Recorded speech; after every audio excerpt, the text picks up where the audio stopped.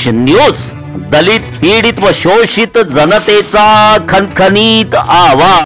काल काश्मीरमध्ये पहलगाममध्ये झालेल्या दहशतवादी हल्ल्यामध्ये 27 पर्यटक यांचा जीव गेला।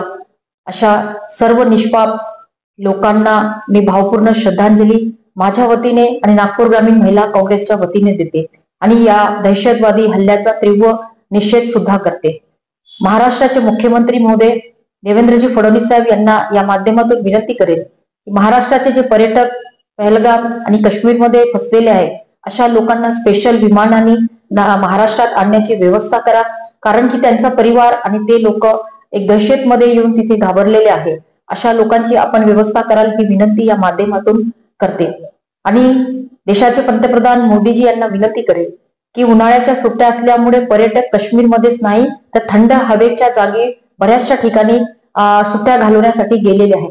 हे दहशतवादी काश्मीरमध्येच नाही तर इतर ठिकाणी पण असे हमले करू शकतात, म्हणून आपण या देशातील जिथे जिथे पर्यटक स्थळ आहे तिथे तिथे कडक सुरक्षा केली पाहिजे आणि हे ज्या लोकांनी या निष्पाप लोकांचा जीव घेतला अशा लोकांना पकडून त्यांना तशाच पद्धतीने त्या अतिरिक्त लोकांना तिथेच मारलं पाहिजे या माध्यमातून विनंती करेल।